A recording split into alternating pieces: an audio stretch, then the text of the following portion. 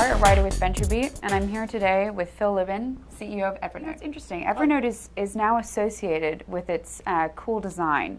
It's one of those really sticky, easy-to-use products that you just love, but it hasn't always been that way.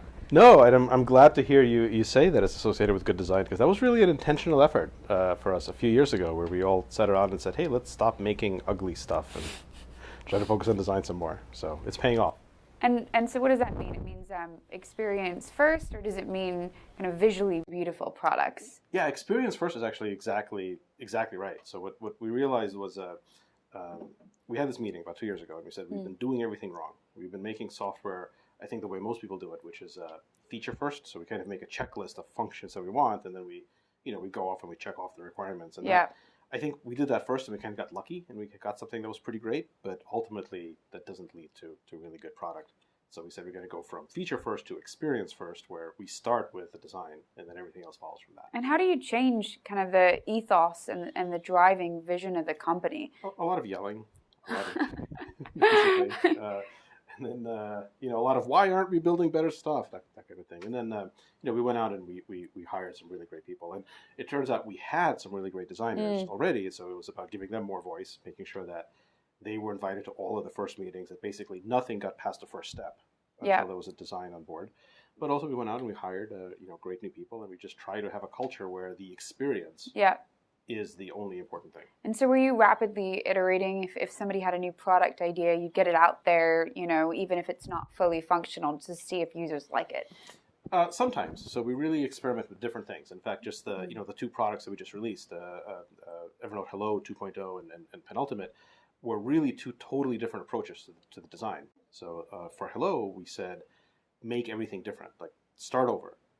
Throw away all of the previous design that we had and start over, same basic concept, but be as innovative as possible, really push the envelope. And for Penultimate, we said, hey, this is already the best-selling iPad handwriting app, one of the top-selling apps of all time. Don't screw around with it too much, but make everything a little bit better. So for Penultimate, it was really about polishing everything. Every single thing in the app had to be a little bit more beautiful, but no giant new ideas. For Hello, it was all giant new ideas. So we kind of take both approaches, and sometimes one works and sometimes another one does.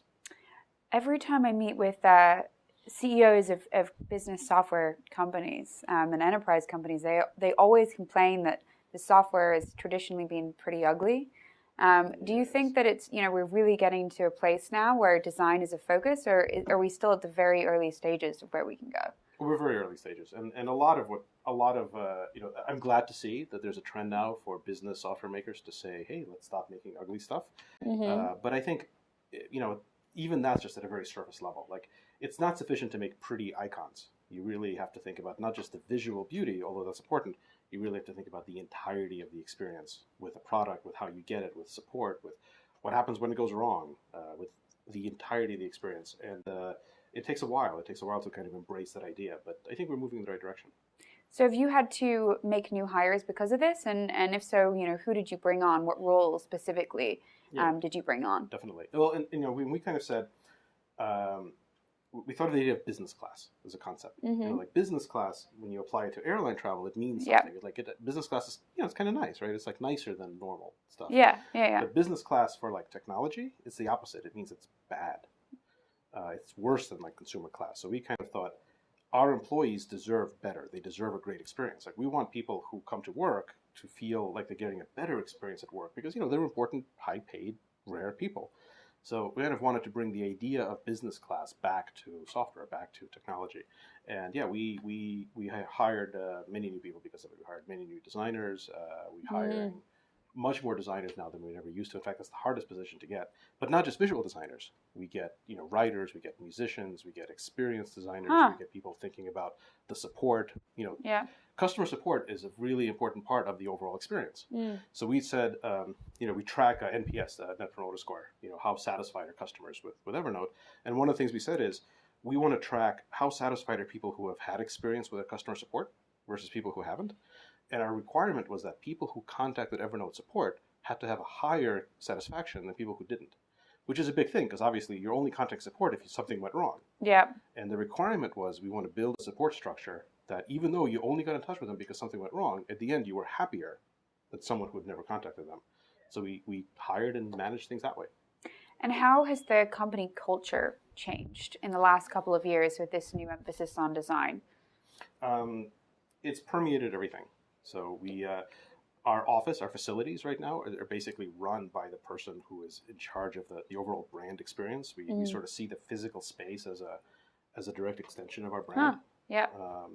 And what I've realized is in the long term, we always talk about building a 100-year company. In the long term, the culture is the only important thing. Like what Evernote sells is culture. That is the product over the course of many years. A different culture can't produce the same product. So it's reflected in how we design the actual products, the information architecture.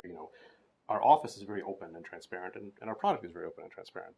Everything just kind of comes together where we are basically about exporting culture. And how do you feel about the idea of failure? A lot of Silicon Valley CEO types tend to glorify it. Yeah, I think it's right to have an understanding of what failure is. I do a lot of traveling. We have Evernote offices in like 8 different countries. So I do a lot of traveling, and I do think that what's holding back entrepreneurship in a lot of other countries is they have a much less healthy attitude towards failure, where it's really seen as a much more permanent thing. And so I think one of the great things that America does right is we kind of celebrate it. Like failure kind of becomes a good story. As long as you haven't failed for something really stupid, as long as you've learned something and you can demonstrate what you've learned, it's actually kind of celebrated. And I think that's very healthy. They say that you learn much more from failure than from success. So having said all that, I hope never to learn too much. So I'm happy to fail as infrequently as possible. But I do think that's actually one of the things that America really does right is our attitude towards failure. And one last question. So we talked a little bit about what Evernote actually is and what it means to you. So would you be able to give us an idea about sort of the vision for Evernote and even just the elevator pitch? Well, we want Evernote to make you smarter. So it's a product that just is your second brain. It helps you remember everything. It helps you make better decisions. So we wanted something that we can use ourselves that would just make you a smarter person, because I think there's a big demand for that. I think pretty much nobody is happy with their meat brain. Everyone wants to be a little bit smarter, and that's what we're trying to do. Absolutely agree. Well, thanks for making us smarter. Thank you. We're trying.